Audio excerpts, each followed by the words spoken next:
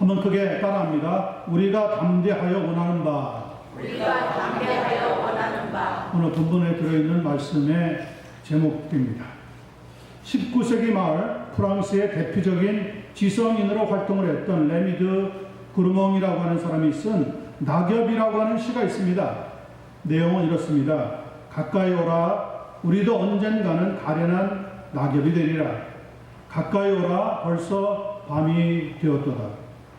바람이 몸에 스민다. 시몬, 너는 좋으냐? 낙엽 밟는 발자국 소리가. 계속하여 100도 가까이 치솟았던 무더운 여름이 지나가고 어느새 아침 저녁으로 서늘한 날씨를 느끼는 가을로 접어들고 있습니다. 그리고 무성했던 나뭇잎이 하나 둘씩 떨어져 바닥에 뒹구는 낙엽이 된 것을 보면서 이제 금년도 얼마 남지 않았구나 하고 느끼게 되는 요즘입니다. 그런데 질문이 하나 있습니다, 여러분. 나뭇잎이 떨어질 때 어디에서부터 떨어질까요? 나뭇잎이 피기 시작했던 아래쪽에서부터 떨어질까요? 아니면 나중에 잎이 폈던 위쪽에서부터 떨어질까요? 아래쪽도 위쪽도 아니랍니다. 나뭇잎도 피려고 할 때 성장 호르몬이 분비되기 시작한다고 합니다. 그렇게 한여름 동안에 푸른 잎을 자랑하다가 성장 호르몬이 끝나면 그때부터 낙엽들이 하나씩 둘씩 땅에 떨어지게 된다는 것. 사람의 일생도 아주 이와 비슷합니다. 태어날 때와는 달리 죽을 때는 그래서 순서가 없다고 하는 말도 하지 않습니다. 오늘 본문은 굉장히 짧습니다. 그러므로 집중해서 들으셔야 됩니다. 인생이 어쩌면 가장 중요한 질문이요 대답을 나누는 이 시간이 될 수 있기 때문에 그렇습니다. 말씀을 나누는 이 자리에 성령께서 충만하게 역사하시게 되기를 간절히 소원합니다. 네. 자, 8절 말씀 먼저 보겠습니다. 우리가 담대하여 원하는 바는 차라리 몸을 떠나 주와 함께 있는 그것이라. We are confident, I say, and would prefer to be away from the body and at home with the Lord. 우리가 간절히 담대하게 원하는 것이 하나 있는데 그것이 무엇이냐? 우리의 몸을 떠나서 주님과 함께 있는 것이 더 좋은 것이다. 놀라운 고백이 아닐 수가 없습니다. 우리가 다 읽지는 않았지만 이 본문은 앞쪽에 있는 1절로부터 연결이 되고 있는 말씀입니다. 그래서 1절과 2절을 함께 보도록 하겠습니다. 앞쪽으로 잠깐 건너가셔서 1절과 2절을 봅니다. 고린도후서 5장입니다. 제가 읽습니다. 만일 땅에 있는 우리의 장막집이 무너지면 하나님께서 지으신 집, 곧 손으로 지은 것이 아니요 하늘에 있는 영원한 집이 우리에게 있는 줄 아느니라. 2절입니다. 참으로 우리가 여기서 탄식하며 하늘로부터 오는 우리 처소로 덧입기를 간절히 사모하노라. 그러니까 사람에게는 두 종류의 집이 있는데 하나는 장막집이고 다른 하나는 영원한 집이라고 했습니다. 장막집은 땅에 있는 것이고요. 영원한 집은 하늘에 있다고도 했습니다. 결국 땅에 있는 장막집은 무너지지만 하늘에 있는 영원한 집은 결코 무너지지 않는다는 것이 말씀의 핵심적인 내용입니다. 그런 결과로 이어지는 것이 바로 땅에 있는 장막집이 무너지는 이유가 사람의 손으로 짓기 때문이고 하늘에 있는 집이 영원한 것은 하나님께서 지으셨기 때문이라고 본문은 말씀하고 있습니다. 중요한 것은 그런데 집이 낡아지면 헌집을 떠나 새 집으로 이사가듯이 사람의 생명은 죽음을 맞이하므로 그 육체는 끝나고 말지만 하나님께서 주신 생명은 죽지 않고 영원히 사는 삶을 누리게 된다는 사실입니다. 그런데 여기에 우리의 장막집이라고 하는 말이 나오는데 그것은 사람의 육체를 상징적으로 표현하고 있다고 해도 틀린 말은 아닐 겁니다. 그러므로 장막집이 무너진다고 하는 말은 곧 죽는 것을 가리킵니다. 장막이라고 하는 말을 헬라어로는 스케노스라고 하는데 영어 성경에 보니까 텐트라고 번역하고 있습니다. 텐트는 영원한 집이 아닙니다. 임시 거주하는 곳입니다. 언젠가 그 텐트는 접어야 합니다. 우리의 장막집, 다시 말하면 나의 육체는 어느 날 무너진다는 거예요. 끝이 온다는 거예요. 지금은 내가 건강한 것 같아도 이 건강을 잃어버린 날이 오게 된다는 거예요. 사람이 짓는 건축물의 수명을 조사 연구한 바에 의할 것 같으면 석재 건축물은 수명이 2000년 정도 된다고 합니다. 로마에 가면 지금도 서 있는 콜로세움, 그리고 개선문, 여러 곳에 있는 중세기의 성당 등등을 보면 2000년가량 수명이 된다는 것은 사실인 것 같습니다. 목재 건축물은 수백 년 동안 지속이 된다고 합니다. 오래전에 지었다고 하는 그 사찰, 절간들을 보면 아직도 서 있는 것을 보게 됩니다. 그리고 현대에 많이 짓고 있는 콘크리트 건물의 수명은 100년 정도라고 합니다. 현재 우리가 살고 있는 집들의 수명은 대략 40년에서 50년 된다고 하는데, 물리적인 수명이라기보다는 안정성이나 사용성 혹은 안락함이 떨어지면 리모델링을 하기 때문에 그렇다고 하는 겁니다. 사람의 평균 수명도 현대에 들어와서 84세가 되었습니다. 그 정도가 평균 산다는 거예요. 그래서 0.8을 곱하는 셈법이 개발이 되어서 지금 60세인 분은 이전 같으면 48세에 해당을 하고요. 70세 같으면 56세, 80세 같으면 64세에 해당이 되는 겁니다. 90세가 되어야 이전에 72세에 해당이 되는 나이라고 합니다. 그렇지만 건강상의 이유로 일찍 돌아가시는 분들도 있고, 때로는 건강관리를 잘 하셔서 100세까지 사시는 분들도 계십니다. 그렇다고 하더라도 여러분, 사람의 일생은 한 번밖에 없기 때문에 언젠가는 이 세상을 떠나야 한다는 것은 불변의 사실입니다. 요한복음 11장을 공부해 보면 예수님과 아주 가까이 친하게 지냈던 나사로와 그의 두 여동생 마르다와 마리아에 관해서 소개하고 있습니다. 그런데 어느 날 나사로가 중병에 걸렸다가 얼마 후에 죽고 말았습니다. 예수님께서 나사로를 찾아왔더니 나흘째 되던 날이었는데 벌써 나사로가 무덤에 있었더라고 했습니다. 예수님이 오셨다고 하는 소식을 듣고 그 여동생 마르다가 쫓아나가서 예수님에게 그런데 이렇게 하소연했습니다. 주께서 여기 계셨더라면 내 오라비가 죽지 아니하였겠나이다. 그 말을 들으신 예수님께서는 이렇게 대답해 주십니다. 네 오라비가 다시 살아나리라. Your brother will rise again. 다시 살아나리라. 그랬더니 무슨 말도 안 되는 이야기하는 듯이 마르다는 이렇게 중얼거립니다. 마지막 날 부활 때에는 다시 살아날 줄 내가 압니다. 이 말을 들으신 예수님은 답답함을 느끼셨는지 이렇게 선포해 주시고 있습니다. 나는 부활이요 생명이니 나를 믿는 자는 죽어도 살겠고 무릇 살아서 나를 믿는 자는 영원히 죽지 아니하리니 이것을 네가 믿느냐? I am the resurrection and the life. He who believes in me will live even though he dies. And whoever lives and believes in me will never die. Do you believe this? 그때야 마르다는 예수님에게 이렇게 고백합니다. 주여, 그러하외다. 주는 그리스도시요 세상에 오시는 하나님의 아들이신 줄을 내가 믿나이다. 여러분들은 믿으십니까? 정말 믿으신다면 크게 한번 다 같이 아멘 하십시다. 아멘.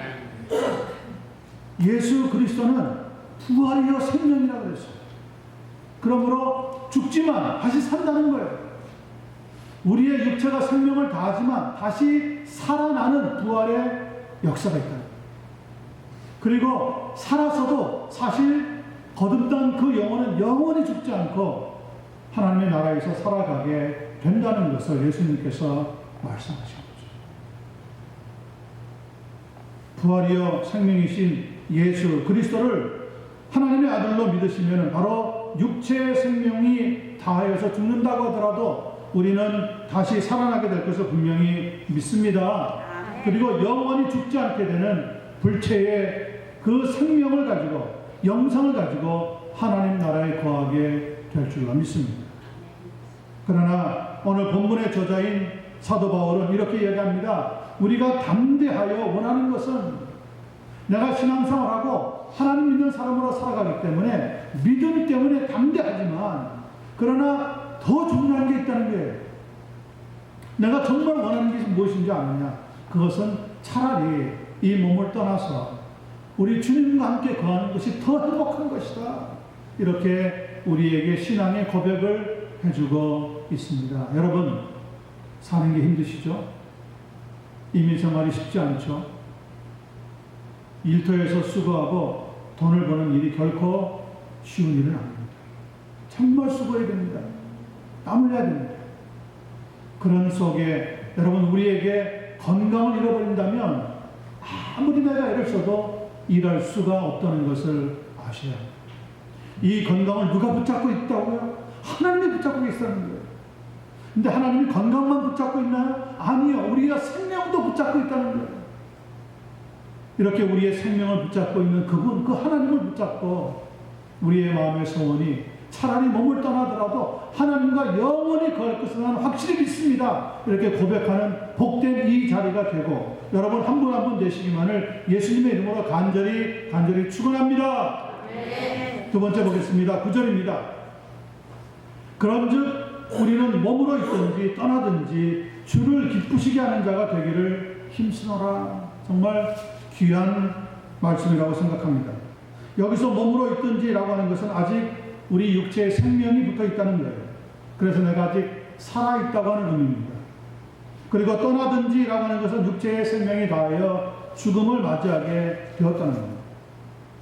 대부분의 사람들은 그런데 육체의 생명이 있는 동안에 욕심을 많이 부립니다. 그리고 이 욕심 때문에 여러 가지 어려움과 문제들을 만나게 됩니다.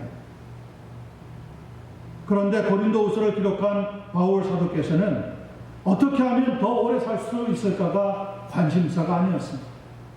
어떻게 하면 돈을 많이 벌고 모아서 노후를 편안하고 즐겁게 살 수 있을까 하는 관심도 그분의 관심사가 아니었습니다. 이제 그에게 있어서는 사느냐 죽느냐 하는 것도 고민할 문제가 아니었습니다. 믿음이 없는 사람들은 세상을 살아가면서 어떻게 하면 내 부모를 기쁘게 할까? 어떻게 하면 내 남편을 기쁘게 할까? 어떻게 하면 내 아내를 기쁘게 할까? 어떻게 하면 내 자녀를 기쁘게 할까? 그런 일에 많은 고민을 하고 기도를 합니다. 그렇게 고민하는 것 절대로 잘못됐다고 말하지는 않습니다. 그런 관심을 기울여야 하는 것은 당연한 일입니다. 그러나 오늘 본문 9절에 보니까 그것보다 더 중요한 말을 우리에게 들려주고 있습니다. 그것은 무엇입니까? 주를 기쁘시게 하는 자가 되기를 힘써야 마땅하다는 겁니다. 누가요? 성도가 하나님의 사람이라면 하나님을 기쁘게, 주님을 기쁘게 해드리기 위해서 믿음 생활 감당하는 것이 당연한 일이라는 거예요. 어떻게 하면 하나님을 기쁘게 해드릴까? 어떻게 하면 하나님을 기쁘시게 하는 내가 될 수 있을까? 어떻게 하면 하나님께 영광을 돌릴 수 있을까? 바로 그런 고민을 하는 것이 성도의 특징이라고 말할 수 있다는 겁니다. 여러분 아멘입니까? 아멘. 그렇다면 우리는 거듭난 사람이 분명합니다. 거듭난 사람, 예수님을 믿는 사람은 확실하게 자기 자신을 더 이상 기쁘게 하는 것보다 하나님을 어떻게 하면 기쁘게 할까 하는 일에 거룩한 고민을 가지고 믿음 생활을 감당하게 되어진다는 거죠. 오늘 본문 9절에 그런즉 우리는 몸으로 있든지 떠나든지 주를 기쁘시게 하는 자 되기를 힘쓴다 하는 말은 바로 그러한 의미를 우리에게 가르쳐 주고 있습니다. 다른 말로 하자면 내가 살든지 죽든지 하나님을 기쁘시게 하는 것이 나의 삶의 목표이다 이렇게 말한다고 볼 수 있다는 거죠. 여기에서 세 가지 질문을 해봅니다. 첫 번째, 무엇으로 하나님을 기쁘게 할 수 있는가? 두 번째, 어떻게 하는 것이 하나님을 기쁘게 하는 것인가? 세 번째, 하나님을 기쁘게 하면 어떤 결과를 우리가 얻게 되는가? 짧은 시간이지만 이 세 가지 질문을 하나씩 살펴보도록 하겠습니다. 무엇으로 하나님을 기쁘게 할 수 있습니까? 첫 번째입니다. 히브리서 11장 6절은 우리에게 이런 대답을 주고 있습니다. 믿음이 없이는 하나님을 기쁘시게 하지 못하느니라. Without faith, it is impossible to please God. 무엇으로 하나님을 기쁘게 할 수 있습니까? 믿음으로 하나님을 기쁘게 할 수 있다고 성경은 가르쳐주고 있습니다. 로마서 10장 17절은 이 믿음이 어디에서 생기는지 이렇게 친절하게 말씀합니다. 그러므로 믿음은 들음에서 나며 들음은 그리스도의 말씀으로 말미암는다. 말씀을 많이 듣고 암송하면서 여러분과 저의 믿음이 더욱 단단해지기를 간절히 축원합니다. 두 번째입니다. 어떻게 하는 것이 하나님을 기쁘게 하는 것입니까? 에베소서 5장 8절로부터 12절에 보니까 이런 귀한 말씀이 우리에게 주어지고 있습니다. 너희가 전에는 어둠이더니 이제는 주 안에서 빛이라. 이제는 하나님에 대해서 관심이 없었는데 이제는 하나님을 믿는 사람이 되었다. 그래서 하나님의 진리가 되는 빛 가운데 거하고 있다. 빛의 자녀들처럼 행하라. 빛의 열매는 모든 착함과 의로움과 진실함이 있느니라. 그리고 이런 말이 나옵니다. 주를 기쁘시게 할 것이 무엇인가 시험하여 보라. 주를 어떻게 하면 기쁘게 할 수 있는가 생각해 보라는 겁니다. 그리고 대답입니다. 너희는 열매 없는 어두움의 일에 참여하지 말고 도리어 책망하라. 그들이 은밀히 행하는 것들은 말하기도 부끄러운 것들이라. 그러니까 하나님이 기뻐하시는 것은 우리 인생에 욕심을 부려서 부끄러운 일을 나가는 것이 아니라 하나님 안에서 착함과 의로움과 진실함을 쫓아가는 것이 하나님을 기쁘시게 하는 거라는 거죠. 열매 없는 어둠의 일들, 예를 들면 음행, 속이는 것, 호색함, 우상숭배, 주술, 원수 맺는 것, 분쟁, 시기, 분냄, 당짓는 것, 분열함, 이단, 투기, 술취함, 방탕함 등등이 바로 여기에 해당합니다. 이런 것은 하나님을 기쁘게 할 수 있어요? 없어요? 할 수 없다는 겁니다. 그러나 하나님을 기쁘시게 하는 것들이 빛의 열매인데 모든 착함과 의로움과 진실함에 있다고 말씀하고 있습니다. 어둠에 속하여 열매 없는 부끄러운 사람이 아니라 빛 가운데 속하여 착한 행실을 보고 하나님께 영광을 돌릴 수 있는 우리 모두가 되기를 간절히 축원합니다. 세 번째입니다. 하나님을 기쁘시게 하면 어떤 결과를 얻게 될까요? 참 중요한 질문이죠. 하나님을 기쁘게 섬겨나가면 나는 어떤 결과를 얻게 되어지는가? 시편 37편 4절은 이렇게 말씀하고 있습니다. 여호와를 기뻐하라. 그가 네 마음의 소원을 네게 이루어 주시리라. Delight yourself in the Lord, and He will give you the desires of your heart. 내 마음의 소원을 하나님께서 이루어 주실 것이다. 여호와 하나님을 기쁘게 하는 성도들에게 주시는 하나님의 놀라운 축복의 결과가 있다는 겁니다. 여러분, 이러한 하나님을 기쁘게 하는 삶으로 인하여서 하나님의 복이 우리의 삶의 끝까지 충만하게 넘치고 또 넘치게 되기를 간절히 축원합니다. 느헤미야서 8장 10절은 이런 고백을 우리에게 들려줍니다. 여호와를 기뻐하는 것이 너희의 힘이니라. 하나님을 기뻐하면 하나님은 우리에게 끝없이 힘을 공급해 준다는 겁니다. 그래서 우리가 어떤 일을 하더라도 감당할 수 있도록 역사해 주신다는 거예요. 빌립보서 4장 4절은 또 이렇게 얘기합니다. 주 안에서 항상 기뻐하라. 내가 다시 말하노니 기뻐하라. 예수 그리스도 안에 사는 사람은 기쁨을 가지고 살아야 된다. 기쁨은 하나님의 사람들의 특징이라는 거예요. 하나님을 섬기는 것도 할 수 없이 언제 또 주일이 돌아와서 오늘 또 교회 가야 되지? 교회 안 가면 목사님한테 혹은 권사님한테 연락이 올 텐데 이거 찜찜한데 이런 생각이 아니라 언제 주일이 빨리 안 돌아가나? 왜 이렇게 이번 주는 늦는 거야? 나는 가고 싶은데 이런 마음으로 충만해지면 하나님을 섬기는 일이 점점점 기쁨으로 변하게 된다는 거죠. 여러분, 사랑하는 사람들이 처음부터 사랑했습니까? 아니요. 처음에는 남남으로 만났어요. 그러다가 점 하나를 지우니까 뭐가 됐습니까? 님이 되었어요. 님이 되니까 어떻습니까? 참 만나고 싶고 같이 이야기하고 싶고 식사하고 싶고 살고 싶고 그래서 결국 결혼식을 갖게 되는 거죠. 여기 증인이 있잖아요. 하나님께서 우리를 어떤 사람으로 우리와 함께 부르셔서 역사하고 싶으시냐? 하나님을 기쁘시게 하는 사람, 하나님에게 소망을 두는 사람, 하나님에게 삶의 목표를 두는 사람, 그런 사람들에게 하나님은 마음의 소원을 이루어 주시겠다고 약속하고 있습니다. 성도 여러분, 무엇이 중요합니까? 정말 예수님을 믿는 사람이 되었다면 내 일이 중심이 아니라 하나님의 일이 중심이 될 수 있는 삶으로 만들어 보시기를 부탁을 드립니다. 내 볼일보다 내 가정사보다 더 중요한 것은 하나님께 예배하는 시간이 가장 중요하다는 것, 이 사실 한 가지만큼은 절대로 잊어버리지 않는 여러분과 제가 되었으면 좋겠습니다. 로마서 12장 2절입니다. 너희는 이 세대를 본받지 말고 오직 마음을 새롭게 함으로 변화를 받아 하나님의 선하시고 기뻐하시고 온전하신 뜻이 무엇인지 분별하도록 하라고 했습니다. 하나님의 선하시고 기뻐하시고 온전하신 뜻이 무엇인지 분별하라. 성도 여러분, 말씀으로 변화를 받아 날마다 하나님을 기쁘시게 하는 삶을 살아감으로 말미암아 여러분에게도 하나님께서는 마음의 소원을 이루어 주시는 역사로 응답해 주시게 되기를 예수님의 이름으로 간절히 축원합니다. 마지막 10절입니다.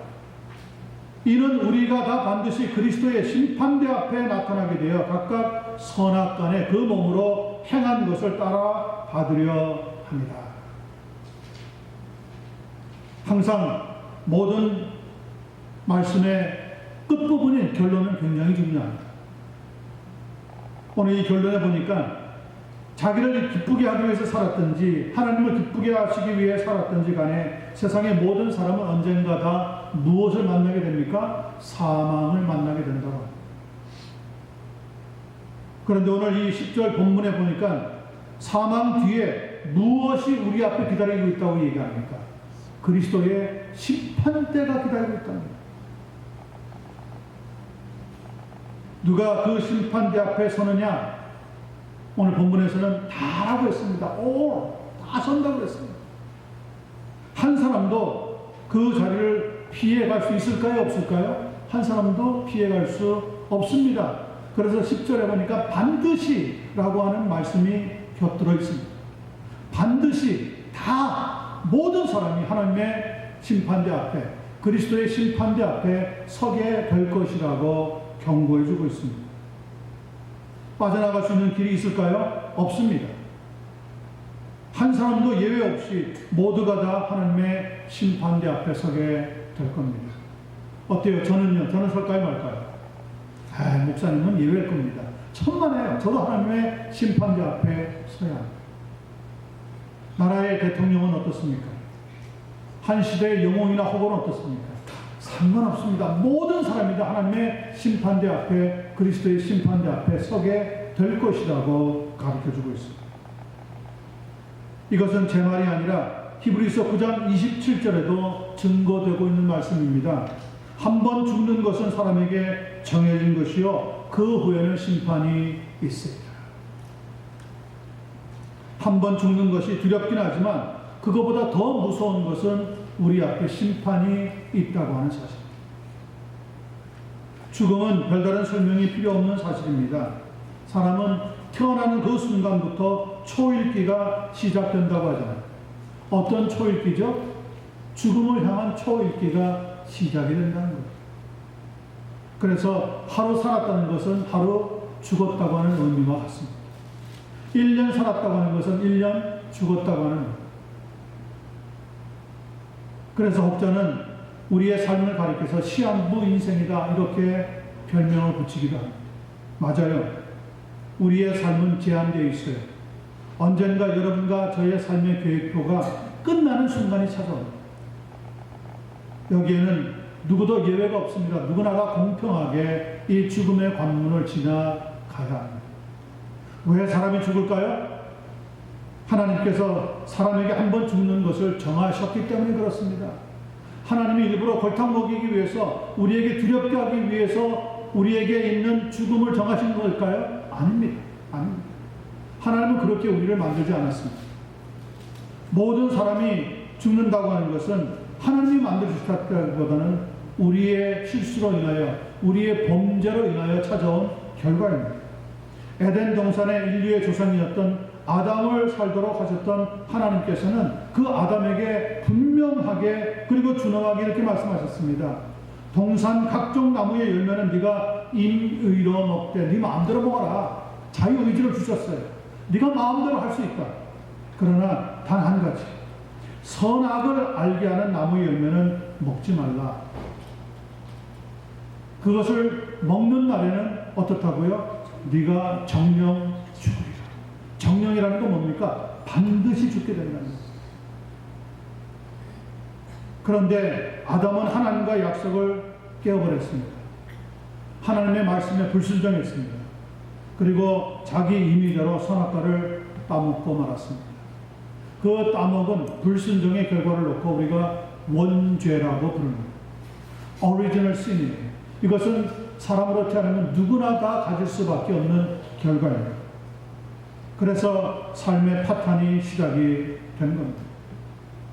하나님께서는 불순종하고 말씀을 거역한 아담에게 이렇게 최후로 선언하셨습니다. 창세기 3장 19절에 나오는 말씀입니다. 너는 흙이니 흙으로 돌아갈 것입니다. 흙으로 돌아가는 것이 우리 육체의 결과가 되어버렸습니다. 무엇 때문에 그랬다고요? 아담의 원죄 때문에 사람으로 태어나면 누구나 죽음의 관문을 지나갈 수밖에 없다는 거예요. 왜냐하면 아담이 우리 인류의 대표자로 하나님이 세우셨기 때문입니다. 아담의 타락은 인류의 타락이고 아담의 죄는 우리의 죄가 되어 버립니다. 어떤 사람은 이렇게 얘기합니다. 오케이, 뭐라고 말해도 상관없습니다. 죽으면 끝. 여러분, 정말 죽음으로 끝난다고만 한다면 얼마나 좋겠습니까? 그런데 소름 끼치는 사실이 하나 있습니다.